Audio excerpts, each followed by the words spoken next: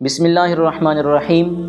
کل آپ کو بتایا گیا کہ اللہ کے نزدیک قابل قدر وہ شخص ہے جس کے پاس تقوی ہے، جو تقوی والا انسان ہے۔ ان اکرمکم عند اللہ اتقاکم، کہ اللہ کے نزدیک سب سے زیادہ عزت اس شخص کی ہے جو تقوی رکھتا ہے، جس کے دل میں تقوی ہے، جس کے دل میں اللہ کا خوف ہے۔ تو آج اسی تقوی کی مختصر سی وضاحت میں کر دیتا ہوں بھی تقوی ہوتا کیا ہے۔ تو سن لیجئے، تقوی یہ دل کی ایک کیفیت ہے۔ دل کی ایک کیفیت کو تقوی کہتے ہیں کہ اللہ کی رضا کے لیے گناہوں سے بچنے کا نام تقوی ہے۔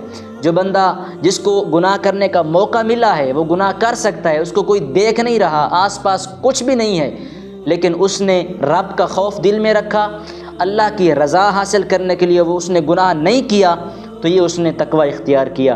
تو متقی کی نشانی ہی یہی ہوتی ہے کہ وہ اللہ کا ڈر ہر وقت اپنے دل میں رکھتا ہے۔ لیکن یہ ہماری بد نصیبی ہے کہ ہم خوف خدا کو تو بھلا چکے ہیں۔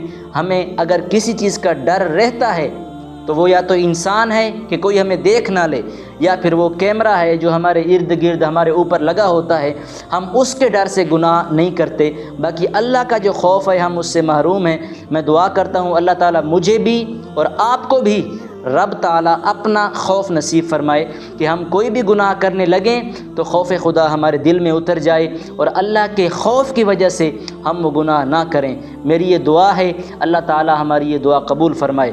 اور حدیث پاک میں رسول اللہ صلی اللہ تعالیٰ علیہ وسلم نے فرمایا کہ جو شخص متقی ہے نا وہ سب سے زیادہ عزت دار ہے، اور قرآن بھی یہی واضح کر رہا ہے کہ ان اکرمکم عند اللہ اتقاکم، کہ اللہ کے نزدیک سب سے زیادہ جو عزت والا شخص ہے وہ تقوی والا ہے۔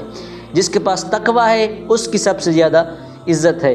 تو اللہ تعالی ہمیں عمل کی توفیق نصیب فرمائے۔